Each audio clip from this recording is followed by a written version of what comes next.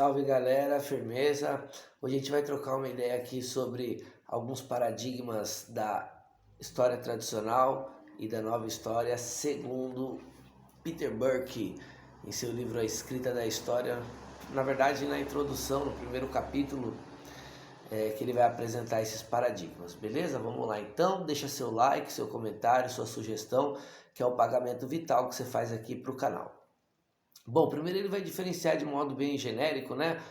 A história tradicional, que é aquela história mais dos gerenciamentos, uma história da elite, uma história da nação, uma história que fortalece os mitos nacionais e prioriza o direcionamento político, o gerenciamento econômico e político de determinada nação, enquanto a nova história vai apresentar novos paradigmas, ou vai buscar esses novos paradigmas, né?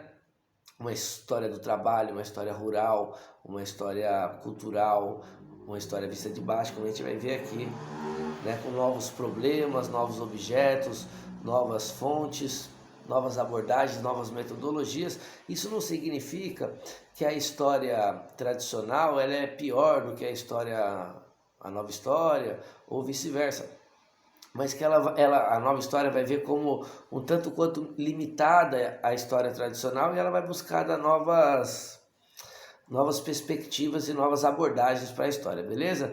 Então ele vai tentar apresentar isso em 6 pontos que eu vou tentar resumir aqui para a gente. Bom, o primeiro ponto é que a história tradicional, ali muito associada ao Leopold Ranke, né, que é a historiografia alemã, que eu quero tratar com mais calma aqui, eu não quero desprezar como se fosse inútil, porque é muito útil, inclusive influenciou muito a escola dos análises. Mesmo que ela criticando a influências.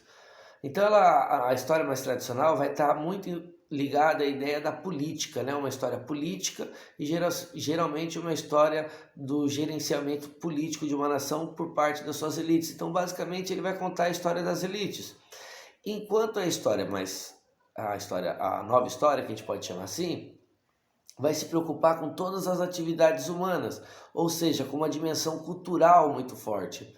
Ela vai se preocupar com a cultura, e isso vai demandar dela um certo diálogo com a antropologia, algumas noções como relativismo cultural, que eu vou querer tratar com mais calma aqui em vídeos posteriores, quando a gente for tratar dos conceitos antropológicos. O segundo ponto é que a história tradicional se preocupa demasiadamente com a narrativa, com os acontecimentos, geralmente de uma forma cronológica, enquanto a história nova, essa nova história, vai se preocupar sobretudo com as estruturas que fornecem as condições para poder narrar determinado evento. A narrativa é muito importante, ele vai inclusive dedicar o último capítulo, que é escrito pelo Peter Burke também, desse livro, só sobre a questão da narrativa. Então não significa que não é importante a narrativa histórica e científica, e até a questão da comunicação com o grande público, mas que ela se preocupa mais com a noção de estrutura. Quais são as estruturas que permitem aqueles acontecimentos florescerem em determinados contextos históricos. O terceiro ponto que a gente pode destacar aqui é que a história tradicional ela vai se preocupar com uma história vista de cima, como eu disse, uma história dos gerenciamentos da nação por parte geralmente das elites intelectuais, operárias, do partido, da elite econômica, da burguesia, do exército. E enquanto a história nova, ou a nova história, vai se preocupar também com o que ele vai chamar de uma história vista de baixo, que eu quero reservar um capítulo aqui só para a gente entender melhor esse conceito. Mas vai se preocupar com a história das pessoas comuns, mais comuns, né?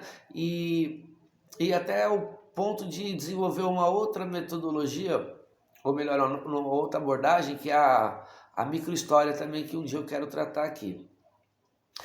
O quarto ponto é que a história tradicional ela vai se preocupar demasiadamente com fontes escritas, embora ela dialogue um pouquinho ali em determinado ponto, né, com a arqueologia e algumas fontes materiais quando vai estudar Idade Medieval e Antiga, principalmente.